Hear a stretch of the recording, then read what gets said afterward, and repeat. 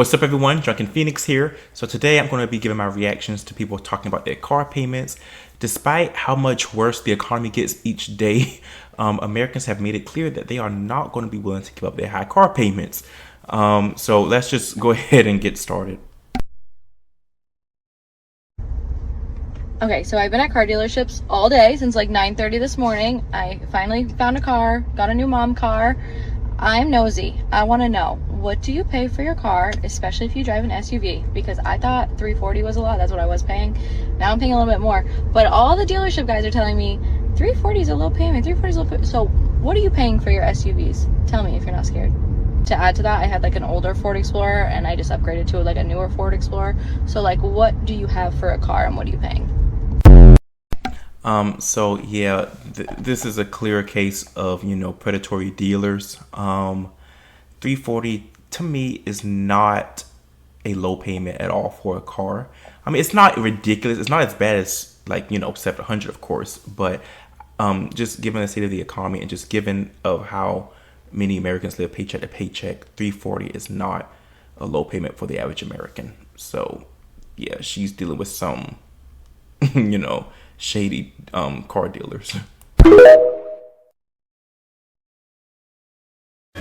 Hey, what kind of car do you drive and what is your car payment? I drive a Lincoln Navigator. My car payment is $1,450. Berkey, what kind of car do you drive and what is your monthly payment? I got a 22 Nissan Pathfinder Platinum, and I pay about $750 a month. Hey Jacob, what kind of car do you drive and what is your monthly payment? A Chevy Silverado. It's $934. Hey Jay, what kind of car do you drive and what is your monthly payment? I own my car outright. I got the pink stuff. But I have a Tahoe, a 2015 Chevrolet Tahoe, LTZ. Hey Theron, what kind of car do you drive and what is your monthly payment? I drive a Ram 3500. My monthly payment, $1,200. Hey Boots. See, okay, I always get confused with these types of videos. I don't know if they are, because these people work at car dealerships. So they would know, I would think they would have the inside scoop of how to get a good payment or how to get an affordable car. It seems like they are just as reckless as the people buying the cars from them. Like, how can you have such large car payments? And I'm assuming, I could be wrong, I don't know their pockets. I'm assuming they can't, it's not necessarily an affordable for them. I don't know if they make that much, because if you did, why wouldn't you just pay the car outright, or at least put enough down to where you don't have such ridiculous car payments? Like, this is insane. So what kind of car do you drive and what are your monthly payments? Right now, I currently drive a 2025 Nissan Armada, the new body style. My current payments are $1,573 right now. What is the number one wealth killer? Yeah, new cars. Car payments in general. So I made this video last year about the number one wealth killer that nobody talks about. In my opinion, I don't think anybody should ever buy a new car. If you're trying to be financially savvy, never buy new, because buying a new car is basically just throwing your money away to depreciation most of the time. And how much are you losing once you drive the car off the lot? Yeah, off the lot, depending on the model, 15%, 20% right off the top there. And then in the first 3 years, you typically lose 40% of the car's value. That's typical depreciation curves. Obviously, for some sports model cars, it could be a lot higher. For some cars that hold their value well, like I think a RAV4 holds their value really well, it might be lower, but on average about 40%. So I'm assuming that you should buy used. You should also never lease a car, I'm assuming. Leasing a car could be good depending on who you are, but you should almost try to always buy a car that's 3 years used. I found that that's the sweet spot, because if it's 3 years used, it still feels new. It probably has less than 30,000 miles on it, hopefully. And honestly, the models don't change that often, so people will just look at you and they're like, oh, he's driving a new car. And it'll save you so much money. So if you are going to buy a new car, make sure it's 3 years used, 4 years used, maybe certified pre-owned, and you'll save a bunch of money that way. What do you drive and what's your car payment? RX 500 hybrid. I think my payment is $945 or $955. What do you drive and what's your car payment? A 1982 Toyota Celica, $325. That's a good payment. Okay, you guys in the comment section below, please let me know what's up with that. He just said he drives a 1982 model, and he said $345 a month, and the girl said that's a good payment. so you're talking about a car that's almost 50 years old or going on 50 years old, and you're paying $325 a month or $345 a month. How is that a good payment? Is that particular model, is that like some kind of classic? You know, I know some people like older cars, like, you know, like they're like classics or like, you know, have like I guess some kind of appeal. Never was my thing. I never was really into older cars, even if it was like some kind of, you know, cool, crazy design, like I guess retro design. That's ridiculous. What are you driving? What's your car payment? I'm driving a Dodge Scat Pack. My payments is $700 a month. I also have a 2021 Toyota Corolla, and that payment is only $400 a month. You got two cars? Got you, car. What are you driving? What's your car payment? 2014 Camaro SS, no car payment. Oh, that's good. What are you driving? What's your car payment? I drive a RAV4 and my payment is $400. Oh, that's good. What are you driving? What's your car payment? I drive a BMW M340i and my car payment is $250. That's the best one today. Most first-time buyers buy a car in that $20,000 range, so let me show you guys what payments look like. Just to give you guys an idea of what $20,000 can get you, these pre-owned Tucsons that are 2022s hover around that $20,000 mark. Same thing with the new body style Elantras. I got this red one, I also got this black one right over here.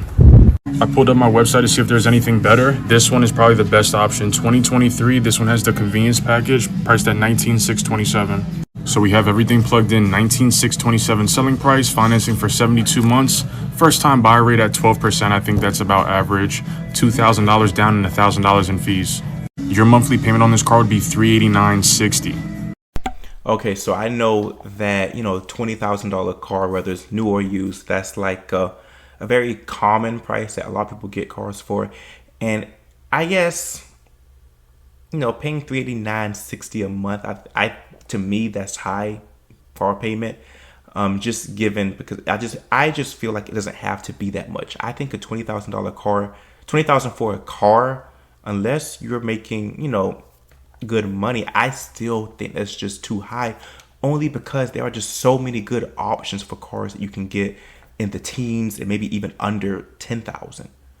Like nice cars that still look like relatively modern. Like you can, you know what I'm saying? I just think that's too high. I don't think that's a good deal. I mean, let me know what you all think. If you were to keep this car for the entire loan, you'd be paying about $8,000 in interest total. If you decided that you wanted to go no money down and get Gap instead, you'd be $448 a month. Now, one thing that a lot of first-time buyers forget to factor into their monthly payment is cost of insurance. Also, make sure you keep in the back of your head that it costs money to start up a new insurance policy unless you're getting added on to somebody else's. If you guys want to get a quote on a car you're thinking about buying, you can use the insurance quote tool that's in my bio.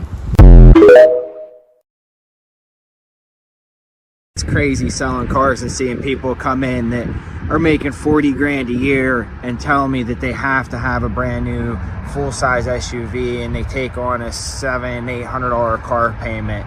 And then on the other side of it, I'll get people that come in that they're making like 300 grand a year and they're trying to finance a $16,000 Subaru for $200 a month because they don't want to pull money out of their investment account or whatever it is to just pay for it cash. A lot of people are so stuck in this keeping up with the Joneses and social media influence that they think that they have to have a brand new car, they have to have this fit in or to look good. I swear nowadays having a paid off car is more of a flex. Me too, because I always see the TikTok videos where they go around the dealership and they're asking the salespeople and the staff what their payment is, and the people are like, oh, $1,300 a month, $1,100 a month, like trying to normalize these $1,000 car payments. And I'm the opposite. I'm like, I pay $300 a month for my pickup truck, and I think anything over like $500 is absolutely absurd. What you think in the comments, what a reasonable car payment is, and make sure to like and follow. Yeah, I think he hit the nail on the head. Is that the phrase? Yeah, I think these people, a lot of people are just trying to normalize these ridiculous payments, because it has me questioning. I mean, I know I don't want to pay that much, but I'm just thinking, like, is this a joke? Or, I mean, what's the catch? Like, you guys are paying this much for these cars. Like, do you guys have some kind of deal? Or, you know, why does this not seem ridiculous to you guys? So, yeah, again, I think that's ridiculous to pay that high on a car, because for one, it's a depreciating asset, and two, there are just so many affordable used cars, you know, so that's just me. Okay, but what are y'all paying for your car payment? Because now you have me confused. Because $650 is a lot. It's a lot. I would rather not pay it. Don't love that. However, I do love my car. However, she's not a fancy sports car. I have a 2023, might be a 2022, I don't remember. Kia Sorento. Nice SUV. I loved her. I love her. Again, I love her. But it's not fancy by any means. I would consider it a normal car for a mom, for a family. Also, that monthly payment includes like my warranty with Kia. So anytime my light comes on, anytime I need my oil changed, they got me, and that's nice. And also our credit is good. Before you say our credit's bad, that's why my payment is high. And before you say they must have got me on some crazy interest rate, I'm pretty sure we went back and forth with the dealer and USAA, and we went with the USAA, and I think we got like 2 or 3%. So none of that is a factor. We weren't bought into anything. We just got a brand new car, which I felt like was a good purchase. And I still do feel like is a good purchase and a good monthly investment, though it does make me sad. Simply because I'm a mother, I'm a homeschool mom especially. We're always doing things. Now I work. I need a reliable car. We're also traveling across the state line all the time. I need something that's reliable, and you never know what you're getting from a used car. So let me know what you pay for a brand new SUV. All right, so there you have it. So, I mean, you know, she seems to be happy with her purchase. I mean, she made a good point. I mean, with the used car, you are taking somewhat of a risk because you don't know exactly what you're getting into. But I think, from my experience and the experience of people that I know, I think the risk that you take is very overblown. You know, especially if you're getting a car that from a make that has a pretty, you know, decent or reliable reputation. But I mean, she seems happy with her car. So yeah, but let me know what you all think. Thanks for watching. Make sure you subscribe if you haven't done so already, and I'll see you guys in the next video.